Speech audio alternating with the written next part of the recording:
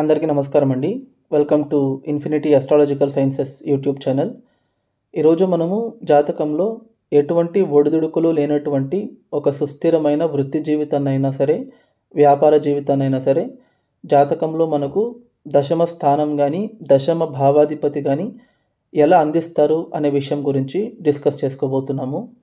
So first of all మనము ఈ వృత్తి జీవితం గురించి వీడియో ఎందుకు చేసుకుంటూ ఉన్నాము అనంటే, మనము ఒక పర్సన్ లైఫ్ని డిస్క్రైబ్ చేసేటప్పుడు వాళ్ళ కెరియర్ గురించి మాట్లాడుకునేటప్పుడు ఏంటంటే, కొంతమందికి కెరియర్ అనేది చాలా సాఫీగా సాగిపోతూ ఉంటుందండి.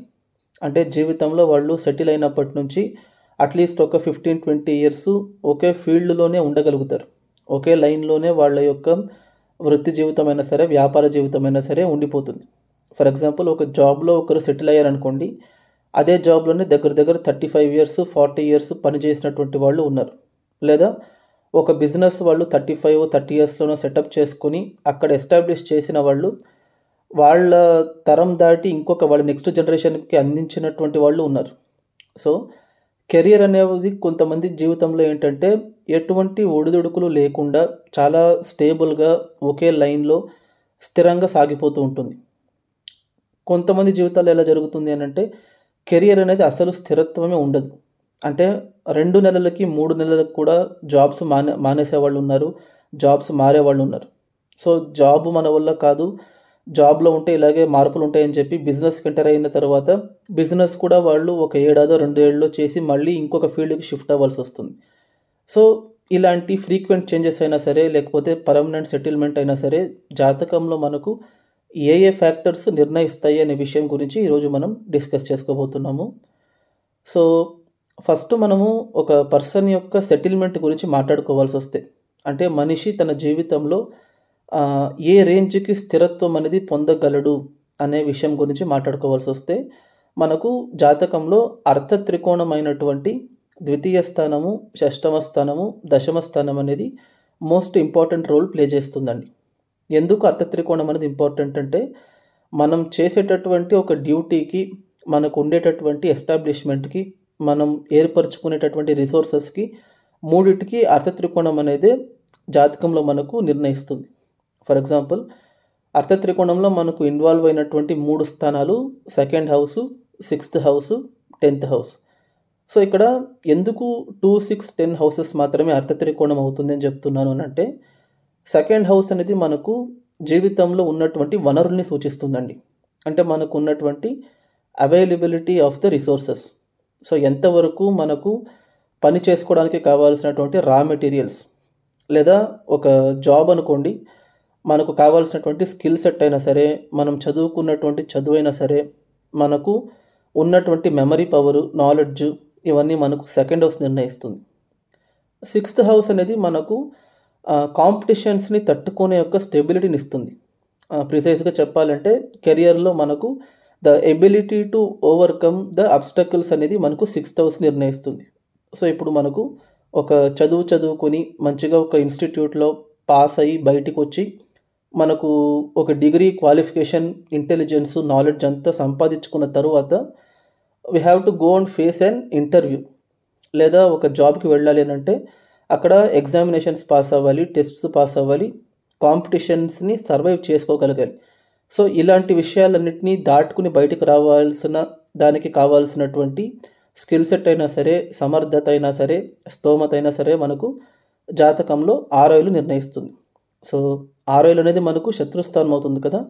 సో ఇక్కడ శత్రువులు అంటే మనకు ఇప్పుడు ఒక కాంపిటీషన్లో ఇన్వాల్వ్ అయ్యేటప్పుడు మనతో పాటు కంపీట్ చేసే ప్రత్యర్థులందరూ మనకు శత్రువులతో సమానం. వాళ్ళు ప్రత్యక్ష శత్రువులు కాకపోవచ్చు, పరోక్ష శత్రువులు అవుతారు. So every competitor is also enemy. కాబట్టి in order to gain victory over enemies, మనకు 6th హౌస్ యొక్క స్ట్రెంగ్త్ అనేది most mandatory thing. At the same time మనకున్న స్కిల్ సెట్ ద్వారా మనం ఒక కాంపిటీషన్స్ని ఫేస్ చేసి దాన్ని తట్టుకుని బయటకు వచ్చిన తర్వాత ఏ పొజిషన్కి వెళ్ళగలుగుతాము అనేది మనకు 10th హౌస్ నిర్ణయిస్తుంది. అంటే మన యొక్క కెపాసిటీని బట్టి మనము క్లర్క్ పొజిషన్లో ఉంటామా, సూపర్వైజర్ పొజిషన్లో ఉంటామా, మేనేజర్ పొజిషన్లో ఉంటామా, CEO లెవెల్కి వెళ్తామా, ఇలాంటి ప్రోగ్రెస్ ఏదైతే ఉందో, అంటే కెరియర్లో మనకు ఉన్నటువంటి డెవలప్మెంట్ అయినా సరే, కెరియర్లో మనం ఏ రేంజ్ వరకు వెళ్ళొచ్చు అనే ఒక కెపాసిటీని మనకు 10th హౌస్ నిర్ణయిస్తుంది. సో ఎంతకెంత మనకు జాతకంలో ఈ 3 స్థానాలు అనేవి బలపడతాయో, ప్రిడామినెంట్‌గా ఉంటాయో, అంతకంత వాళ్ళకు ఆ జీవితంలో స్థిరత్వం అనేది ఈజీగా లభిస్తుందండి. సో ఎప్పుడైతే second house, 6th house, 10th house అనేది పాజిటివ్‌గా ఉండి బలంగా ఉంటుందో, ఇర్రెస్పెక్టివ్ ఆఫ్ ద దశ పీరియడ్స్ వాళ్ళకు చెడు దశ జరిగినా, మంచి దశ జరిగినా జీవితంలో వేరే ఏ ఆస్పెక్ట్ అయినా వాళ్ళకు దెబ్బతినొచ్చు కానీ కెరియర్ అనేది దెబ్బతినదు. అంటే వివాహము, సంతానము, కుటుంబము, వేరే భూ వివాదాలు, భూ తగాదాలు అలాంటివి రావచ్చు లైఫ్‌లో. కానీ లైఫ్‌లో ఎన్ని టెన్షన్స్ ఉన్నా, ఎన్ని ప్రెషర్స్ ఉన్నా కెరియర్ మాత్రం చాలా బాగుంటుంది వాళ్ళకు. అంటే పని మాత్రం చేసుకోగలుగుతారు. పని లేకుండా అయితే ఉండిపోరు. సంపాదన అనేది ఉంటుంది. వాళ్ళ లైఫ్‌లో వాళ్ళు ఒక పొజిషన్ అనేది మెయింటైన్ చేసుకోగలుగుతారు. That is the prominence of అర్థ త్రికోణం. సో ఈ అర్థ త్రికోణంలో మనకు ఇన్వాల్వ్ అయినటువంటి 3 స్థానాలు ఇంటర్లింక్ అవుతాయి అనుకోండి, అది కూడా మనకు చాలా మంచి రాజయోగానికి దారితీస్తుంది. ఫర్ ఎగ్జాంపుల్ ద్వితీయాధిపతి, షష్టమాధిపతి, దశమాధిపతి ఎవరి జాతకంలోనైనా తీసుకోండి, వాళ్ళు ముగ్గురు ఫ్రెండ్స్‌గానే ఉంటారు. ఫర్ ఎగ్జాంపుల్ కన్ఫ్యూషన్ లేకుండా చెప్పాలనంటే మనం మేష లగ్నం తీసుకుందాం. మేష లగ్నానికి అర్థ త్రికోణాధిపతులు ముగ్గురు ఫ్రెండ్సే. ద్వితీయాధిపతి శుక్రుడు అవుతారు, షష్టమాధిపతి బుధుడు అవుతారు, దశమాధిపతి శని అవుతారు. సో శుక్ర బుధ శనులు అనేవాళ్ళు మేష లగ్నానికి వాళ్ళ యొక్క స్థిరత్వాన్ని సూచించేటటువంటి ఇంపార్టెంట్ పారామీటర్స్. సో ఎంతకెంత వాళ్ళు ముగ్గురు ఒక జాతకంలో రిలేట్ అవుతారో, కనెక్ట్ అవుతారో, అంతకంత స్థిరత్వాన్ని వాళ్లకు ఈ గ్రహాలు అనేవి ప్రసాదిస్తాయండి. మరీ ముఖ్యంగా ఇప్పుడు ఉన్నటువంటి డే అండ్ ఏజ్లో మోర్ దాన్ సెకండ్ హౌస్ కంటే మనకు 6th హౌస్, 10th హౌస్ అనేది మోస్ట్ ఇంపార్టెంట్ పారామీటర్స్ వహిస్తుంది. సో జనరల్గా మనం జాతకాలు చదువుకునేటప్పుడు ఏంటంటే, ఒక మనిషికి స్థిరమైనటువంటి ఉద్యోగం ఉండాలి అని అంటే, లేదా స్థిరమైనటువంటి వ్యాపారం ఉండాలి అని అంటే దశమాధిపతి బలంగా ఉండాలి, దశమాధిపతి ఉచ్చంలో ఉండాలి, దశమాధిపతి స్వక్షేత్రంలో ఉండాలి, దశమాధిపతి బలంగా ఉండాలి అని చెప్తారు. సో ఎప్పుడైతే జాతకంలో దశమ స్థానాధిపతికి బలం అనేది చేకూరుతుందో ఆ వ్యక్తి జీవితంలో సెటిల్ అవ్వడానికి ఎటువంటి ప్రాబ్లం ఉండదని చెప్తారు. కానీ నిజ జీవితంలో కనుక చూసుకుంటే దశమ స్థానాధిపతి దశమ స్థానంలో ఉండి కూడా లైఫ్లో ఒక 35-40 ఏళ్ళు వచ్చేంత వరకు సెటిల్మెంట్ అవ్వడానికి చాలా బాధలు పడాల్సి వస్తుంది. అంటే చాలామందికి ఫర్ ఎగ్జాంపుల్ ఇప్పుడు ధనుర్లగ్నానికి బుధుడు కన్యా రాశిలో ఉన్నారనుకోండి, అది one of the best placement కదా. ఎందుకంటే 10th లార్డ్ 10thలోనే స్వక్షేత్ర పడతారు, ఉచ్చబడతారు, భద్ర మహాపురుష యోగం ఏర్పడుతుంది, అన్ని రకాల యోగాలు వస్తాయి మీకు. కానీ అలాంటి జాతకులకి బుధ దశ జరిగేటప్పుడు ఏది కరెక్ట్గా వాళ్ళు సెటిల్ అయ్యే పీరియడ్లో, ఫర్ ఎగ్జాంపుల్ ఒక మనిషికి 18 ఇయర్స్ నుంచి 40 ఇయర్స్ వరకు సెటిల్మెంట్ పీరియడ్ అనుకోండి, ఈ పర్టికులర్ టైం పీరియడ్లో బుధ దశ వచ్చేటప్పుడు వాళ్ళు చాలా తీవ్రమైనటువంటి ఇబ్బందులకి లోనవుతారు. Especially in terms of career చెప్తున్నాను. సో అలాంటివి ఎందుకు జరుగుతాయి అని అంటే, ఎప్పుడైనా సరే 10thలో గ్రహాలు ఉంటేనే అది మంచిది అని అనుకోకూడదండి. చాలామంది జాతకాలు చూసేటప్పుడు ఏమనుకుంటారంటే 10thలో గ్రహం ఉంటే వాళ్ళు మంచిగా సెటిల్ అవుతారు, 10thలో గ్రహాలు ఉంటే వాళ్లకు వృత్తి జీవితం బాగుంటుంది. అఫ్కోర్స్ 10thలో గ్రహం ఉండడం చాలా మంచిది. ఎందుకు అనంటే 10th అనేది మనకు కేంద్ర స్థానం అవుతుంది, ఉపచయ స్థానం అవుతుంది, కర్మస్థానం అవుతుంది. అపార్ట్ ఫ్రమ్ 11th హౌస్ ఒక ఎక్సెప్షన్ ఏంటంటే 10thలో మనకు ఎంతకెంత పాపత్వం చెందినటువంటి గ్రహాలు ఉన్నా, ఎటువంటి కండిషన్స్లో ఉన్నా, వాళ్ళు ఎవరితో పాటు కలిసి ఉన్నా అవి మంచి చేయాలని కూడా ఒక రూల్ ఉంది మనకు. ఎందుకంటే కర్మస్థానంలో దిగ్బలం చెందేటటువంటి గ్రహాలు నైసర్గిక పాపగ్రహాలు కాబట్టి. సో 10thలో పాపగ్రహాలు ఉంటే వాళ్ళు లైఫ్లో మంచిగా సెటిల్ అవుతారని కూడా చెప్తారు. ఫర్ ఎగ్జాంపుల్ 10thలో సూర్యుడు కానీ, కుజుడు కానీ, శని కానీ, రాహు కానీ ఉంటే one of the best possible combinations అది మనకు. ఈవెన్ బుధుడు కూడా. సో 10th అనేది మనకు పాపగ్రహాలకే చేసినటువంటి ఒక హౌస్ అండి. సో ఎప్పుడైతే 10thలో మనకు పాపగ్రహాలు ఉంటాయో, లేదా 10th అనేది పాపత్వం చెంది ఉంటుందో, అప్పుడు వాళ్లకు కెరియర్ యొక్క స్థిరత్వం అనేది బాగుంటుంది. ఇది సింగిల్ కేస్. కానీ 10th అనేది నేను ఇందాక చెప్పినట్టు కెరియర్లో ఉన్నటువంటి ప్రోగ్రెస్ని సూచిస్తుంది. అంటే 10thలో ఇప్పుడు కుజుడు ఉన్నారనుకోండి, సూర్యుడు ఉన్నారనుకోండి, రాహు ఉన్నారనుకోండి, వాళ్ళు జీవితంలో ఏదైనా ఒకటి సాధించాలి అనే ఒక తపనని, సంకల్ప బలాన్ని, డిజైర్‌ని, డ్రైవ్‌ని ఇస్తుంది కానీ అది స్థిరత్వాన్ని ఇవ్వదు. 10th అనేది ఏంటంటే ఒక పర్సన్‌కి ఇచ్చేటటువంటి ఎనర్జీ అనుకోవాలి. అంటే ఎంతవరకు వాళ్లకు శక్తి సామర్థ్యాలు వృత్తి జీవితంలో అందింపజేస్తుందనేది మాత్రమే మనకు దశమ స్థానం నిర్ణయిస్తుంది. కానీ చేసే పని సింగిల్ ఫీల్డ్‌లోనే ఒకే లైన్‌లోనే ఎక్కువ కాలం కొనసాగగలుగుతారా లేదా అనేది జాతకంలో మనకు 6th హౌస్ నిర్ణయిస్తుందండి. సో ఎప్పుడైనా సరే even 10th lord బలహీనపడి 6th lord బలంగా ఉన్నారనుకోండి, వాళ్ళ లైఫ్‌లో వాళ్ళకు ఉద్యోగమైనా సంపాదించుకోగలుగుతారు. వాళ్ళు సొంతంగా వ్యాపారం చేస్తారో లేదో సెకండరీ, కానీ అట్లీస్ట్ ఉద్యోగం సంపాదించుకోగలుగుతారు. ఆ సంపాదించుకున్నటువంటి ఉద్యోగంలో ఎక్కువ కాలం కొనసాగగలుగుతారు. అది ఎప్పుడు జరుగుతుంది అనంటే షష్టమాధిపతి జాతకంలో బలపడితే. ఎందుకంటే మనకు 10th హౌస్ అనేది కర్మస్థానం అవుతుంది. షష్టమ స్థానం అనేది మనకు ఉద్యోగ స్థానం అవుతుంది. సో ఉద్యోగం అంటేనే మనకు ఇంటర్వ్యూస్ పాస్ అవ్వాలి, టెస్ట్స్ పాస్ అవ్వాలి, స్కిల్ సెట్ ఉండాలి, ఎలిజిబిలిటీ క్రైటీరియా మీట్ అవ్వాలి, ఎంప్లాయీ మైండ్ సెట్ ఉండాలి, ఇచ్చినటువంటి టాస్క్స్ని ఫుల్ఫిల్ చేయగలిగే కెపాసిటీ ఉండాలి.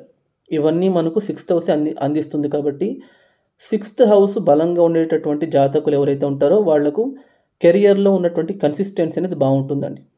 సో ఎప్పుడైతే మనకు జాతకంలో 6th house 10th house ఒకటికొకటి relate అవుతుందో అప్పుడు వాళ్లకు బిజినెస్ చేసేటప్పుడు కూడా ఒకే ఫీల్డ్లోనే ఎక్కువ కాలం మెయింటైన్ చేసుకోగలుగుతారు.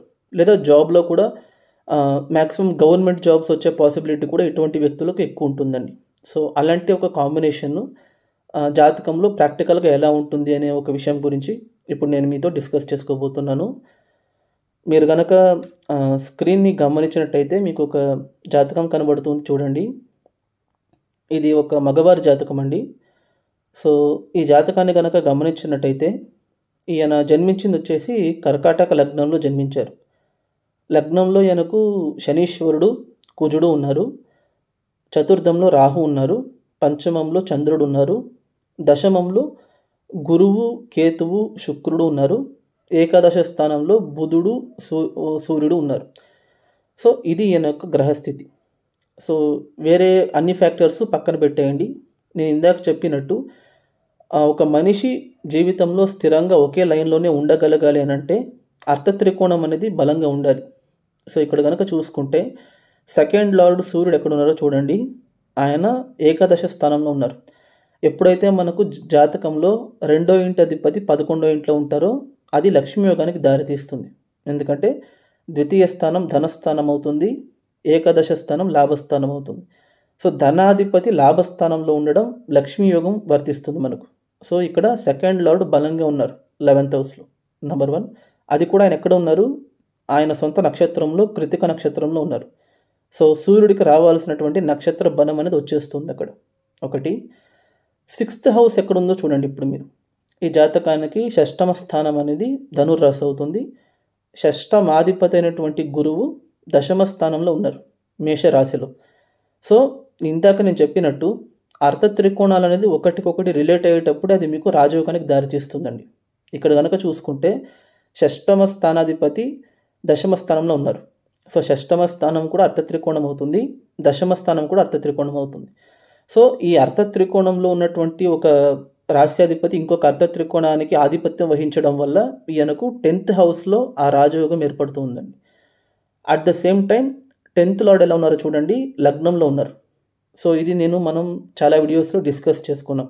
ఎప్పుడైతే మనకు జాతకంలో దశమాధిపతి లగ్నంతో సంబంధపడతారో అప్పుడు అది మనకు కర్మ జీవయోగానికి దారితీస్తుంది. అంటే కర్మ జీవయోగం ఏం చేస్తుంది, ఒక మనిషి జీవితాంతం బతికుండేంత వరకు ఏదో ఒక పని చేసుకునే విధమైనటువంటి ఆపర్చునిటీస్ని క్రియేట్ చేసిస్తుంది. సో అటువంటి కర్మజీవయోగంలోనే లగ్నాధిపతి కూడా ఉన్నారు. సో ఈ జాతకానికి సంబంధించినంత వరకు 3 స్థానాధిపతులు అంటే 3 అర్థ త్రికోణాలకి ఆధిపత్యం వహించేటటువంటి గ్రహాలు ఏవైతే ఉన్నాయో అవి బలంగా ఉన్నట్టుగా మీరు కన్సిడర్ చేయాలి.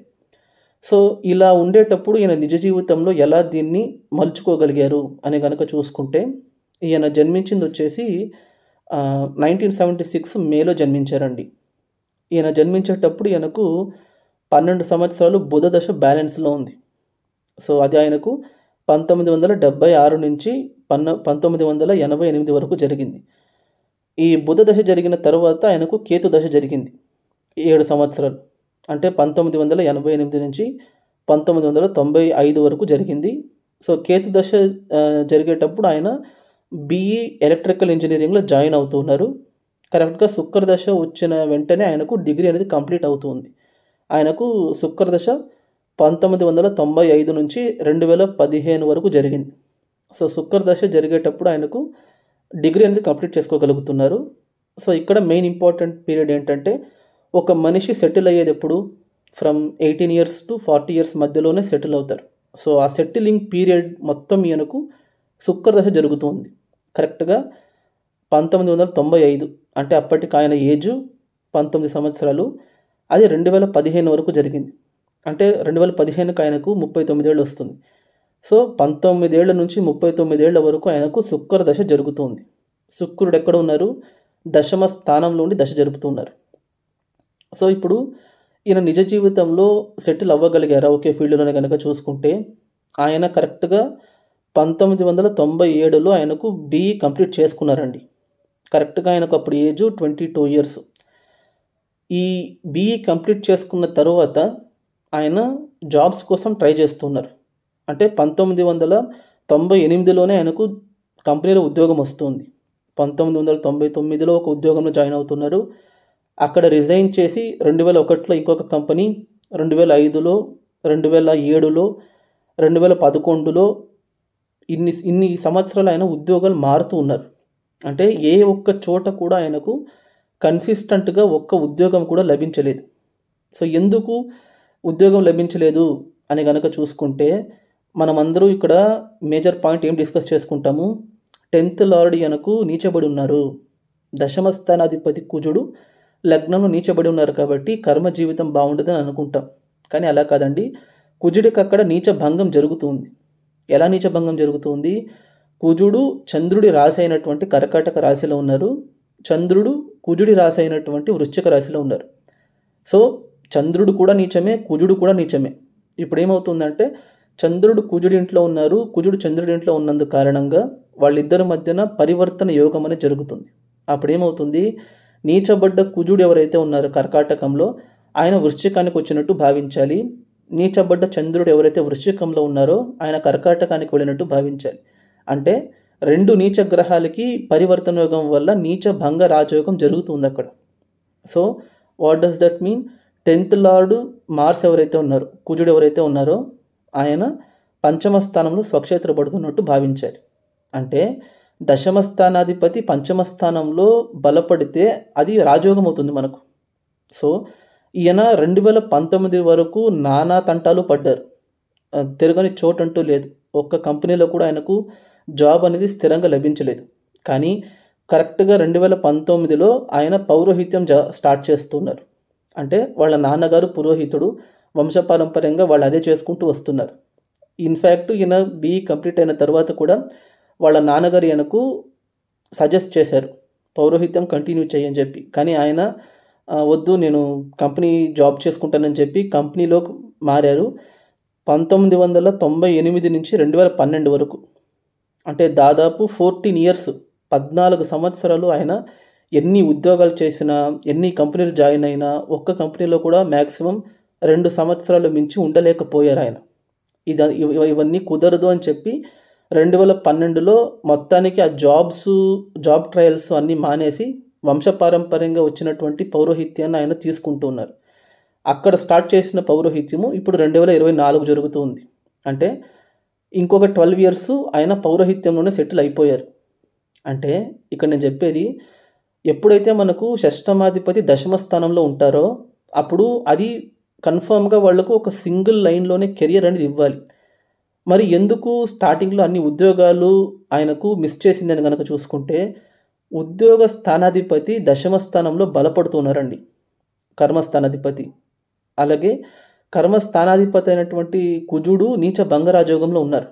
ఎప్పుడైతే ఒక జాతకంలో ఉద్యోగాధిపతి కర్మాధిపతి ఇద్దరు బలపడతారో అప్పుడు ఆ గ్రహాలు ఏం చేస్తాయంటే ఒక జాతకుడిని ఒకరి కింద పని చేయడానికి వదలదండి. అది మనం తప్పుగా అర్థం చేసుకోకూడదు. అంటే మనకు జాబ్ అనేది ఇంట్రెస్ట్ ఉన్నా కూడా జాతకంలో ఉన్నటువంటి గ్రహాలు ఏం చేస్తాయంటే, ఒకటి ఆ మనిషికి ఈగోని బిల్డప్ చేస్తుంది. అంటే ఒకరి కింద నేనెందుకు పని చేయాలనే ఒక మైండ్ సెట్ అయినా ఇస్తుంది. లేదా ఈ వ్యక్తికి జరిగినట్టుగా ఒకరి కింద పని చేసేటప్పుడు due to some external factors అది కలిసి రాకపోవడంతో బయటికి వచ్చేయాల్సి వస్తుంది. అలాగా ఈయనకు 2012 వరకు జరిగింది ఆయనకు. కానీ ఎప్పుడైతే ఆయన పౌరోహిత్యం స్టార్ట్ చేయడం మొదలుపెట్టారో అప్పటి నుంచి ఆయనకు కెరీర్ కన్సిస్టెంట్గా ఉంది. ఇక్కడ పౌరోహిత్యం అనేది కెరియరా, అది కాదు అలా అనకూడదండి. ఎప్పుడైనా సరే బతకడానికి కావాల్సినటువంటి ఒక ఫీల్డ్నే కెరీర్ అని చెప్తారు. మనం కార్పొరేట్ మైండ్ సెట్లో ఆలోచించకూడదు. సో ఇక్కడ ఆయనకు పౌరోహిత్యంలో ఆయన సెటిల్ అయ్యారు. ఆ సెటిల్మెంట్ ఎన్ని రోజులు ఉందంటే ఆయనకు ఇప్పటి వరకు కరెంట్లీ 12 ఇయర్స్ నుంచి ఆయన ఆ పౌరోహిత్యం వదిలి ఇంకొక పని చేయలేదు. ఎందుకనంటే ఉద్యోగ స్థానాధిపతి దశమ స్థానంలో బలపడుతూ ఉన్నారు, దశమాధిపతి నీచభంగ రాజయోగంలో ఉన్నారు, కర్మ జీవయోగంలో ఇన్వాల్వ్ అయ్యి ఉన్నారు, పంచమ స్థానంలో స్వక్షేత్ర పడుతున్నట్టు కూడా భావించాలి మీరు. అలాంటప్పుడు ఏమవుతుంది, ఇదే లగ్నానికి ఉద్యోగ స్థానాధిపతి గురువు ఎవరవుతారు, భాగ్యాధిపతి కూడా అవుతారు. అంటే పితృస్థానాధిపతి అంటే వంశపారంపర్యంగా వచ్చేటటువంటి విలువల్ని, ఆస్తుల్ని, వ్యక్తిత్వాన్ని, వాళ్ళ యొక్క ట్రెడిషన్ని, కల్చర్ని ఇవన్నీ మనకు 9th హౌసే రిప్రజెంట్ చేస్తుంది. అటువంటి భాగ్యస్థానాధిపతి కర్మస్థానంలో ఉండేటప్పుడు దాని అర్థం ఏంటంటే వంశపారంపర్యంగా వచ్చేటటువంటి ఒక వృత్తి అనేది ఆయనకు సెట్ అవ్వాలి. At the same time 10th హౌస్లో ఉన్నటువంటి 3 గ్రహాలు చూడండి, ముగ్గురు బ్రాహ్మణ గ్రహాలే. ఒకరు గురువు, ఇంకొకరు కేతువు, ఇంకొకరు శుక్రుడు. దేవగురువు, అసురు గురువు, మోక్షకారకుడు ముగ్గురు కలిసి 10th హౌస్లో ఉన్నారు. సో ఇలా ఉండేటప్పుడు ఈయన నేచర్ ఏంటంటే కార్పొరేట్ లైఫ్ స్టైల్కి అది ఫిట్ అవ్వదు. అంటే కార్పొరేట్ లైఫ్ స్టైల్లో మీరు మ్యాచ్ అవ్వాలి అని అంటే మీకు డిప్లొమసీ ఉండాలి, మ్యానిపులేటివ్ స్కిల్స్ ఉండాలి, టెక్నికల్గా చాలా బలంగా ఉండాలి. ఇక్కడ ఆయనకు టెక్నికల్గా బలంగా లేరని నేను చెప్పను, కానీ 10th హౌస్లో పాపగ్రహాలు ఉంటే that will be a best possible combination for corporate job. ఇక్కడ చూసుకుంటే 10thలో ముగ్గురు శుభగ్రహాలు, అంటే నైసర్గికంగా చెప్తున్నాను, కేతు పాపగ్రహం కింద భావించవచ్చు మీరు, కానీ ఈ కర్కాటక లగ్నానికి ఆయన శుభగ్రహం అవుతారు. సో 10thలో శుభగ్రహాలు, సౌమ్య గ్రహాలు, బ్రాహ్మణ గ్రహాలు ఉండేటప్పుడు ఏంటంటే ఒక స్ట్రెస్, ప్రెషరు, ఎవరో ఒకరు పని చెప్తే దాన్ని చేసే ఒక ఫినామినన్లో జాబ్ ఇవ్వకుండా ఈయనకు వంశపారంపర్యంగా తాతయ్య, తండ్రి నుంచి వచ్చేటటువంటి ఒక కల్చర్ని, హెరిటేజ్ని కూడినటువంటి ఒక జాబ్ని గురువు అందిస్తున్నారు. అట్ ద సేమ్ టైం ఇప్పుడు ఇదే జాతకంలో కనుక 10th హౌస్ బలహీనంగా ఉండి ఉంటే, అంటే కుజుడికి అక్కడ నీచభంగ రాజయోగం కనుక జరగకుండా ఉండుంటే అప్పుడు పౌరోహిత్యం కూడా నిలబడి ఉండేది కాదు ఆయనకు. ఇంకేదైనా ఫీల్డ్కి షిఫ్ట్ అవ్వాల్సి ఉండింది ఆయన. కాకపోతే ఇక్కడ కుజుడు నీచభంగ రాజయోగంలో ఉండడం ఒకటి, కర్మజీవ యోగంలో ఇన్వాల్వ్ అవుతున్నారు. ఇది మోస్ట్ ఇంపార్టెంట్. ఎందుకంటే ఒక మనిషి జాతకంలో ఇప్పుడు అర్థ త్రికోణాలు కూడా వీక్గా ఉండనివ్వండి, లగ్నాధిపతి దశమాధిపతి కలిసి ఉండడము, లేదా దశమాధిపతి లగ్నంలో ఉండడము, లగ్నాధిపతి దశమంలో బలంగా ఉండడము, ఇలా జరిగేటప్పుడు అది కర్మ జీవయోగానికి దారితీస్తుంది. సో కర్మజీవయోగం అనేది కూడా ఒక మనిషి జాతకంలో ఉండేటప్పుడు అది లైఫ్ లాంగ్ పనిచేసేటటువంటి ఒక ఆపర్చునిటీ ఇస్తుంది. ప్రొవైడెడ్ వాళ్ళు సింగిల్ ఫీల్డ్లోనే ఉంటారో నేను చెప్పను, బట్ ఏదో ఒక పనిలో అయితే ఉండే రకంగా చూసుకుంటుంది. సో ఇక్కడ చూసుకుంటే 10th లార్డు లగ్నంలో ఉన్నారు, 10th లార్డు లగ్నాధిపతి ఇద్దరు పరివర్తన చెందుతున్నారు. సో దాని అర్థం ఏంటి, కర్మజీవయోగం అనేది ఇక్కడ 2 రకాలుగా ఏర్పడుతుంది. One either with position and another through exchange. So దశమాధిపతి లగ్నాధిపతి పరివర్తన చెందేటప్పుడు ఏంటంటే బతికుండేంత వరకు ఆయన ఏదో ఒక పని చేస్తూ ఉండాలి. ఆ పనిలో స్థిరత్వం ఉంటుందా లేదా అనేది మనకు షష్టమాధిపతి అయినటువంటి గురువు నిర్ణయిస్తాడు. ఎలా నిర్ణయిస్తాడు, ఉద్యోగాధిపతి అయినటువంటి గురువు కర్మస్థానంలో మిత్రక్షేత్రంలో బలపడేటప్పుడు ఏమవుతుంది, స్థిరమైనటువంటి వృత్తి జీవితాన్ని ఇస్తారు ఆయనకు. ఇక్కడ జాబ్ అయినా సరే, వ్యాపారం అయినా సరే, ఒక మనిషి జాతకంలో అది కన్సిస్టెంట్గా ఉండాలి, స్థిరంగా ఉండాలి, స్టేబుల్గా ఉండాలి అని అంటే 6th హౌస్ యొక్క స్ట్రెంగ్త్ మ్యాండేటరీ. అది ఎప్పుడైతే మనకు 10th హౌస్తో కనెక్ట్ అవుతుందో అప్పుడు మ్యాక్సిమం వాళ్ళకు జాబ్ అయినా సరే, బిజినెస్ అయినా సరే ఎక్కువగా కెరియర్లో షిఫ్ట్ అవ్వాల్సినటువంటి అవసరం అనేది రాదు. ఓకేనా? సో ఇంతవరకు నా వీడియో చూసారని అంటే మీకు ఈ వీడియో నచ్చిందని అనుకుంటున్నాను. దయచేసి ఈ వీడియోకి ఒక లైక్ చేయండి, షేర్ చేయండి. మీ యొక్క వాల్యుయబుల్ ఒపీనియన్స్ని కమెంట్ రూపంలో తెలియజేయండి. దయచేసి ఛానల్ని మాత్రం సబ్స్క్రైబ్ చేసుకోవడం మర్చిపోకండి. Thank you.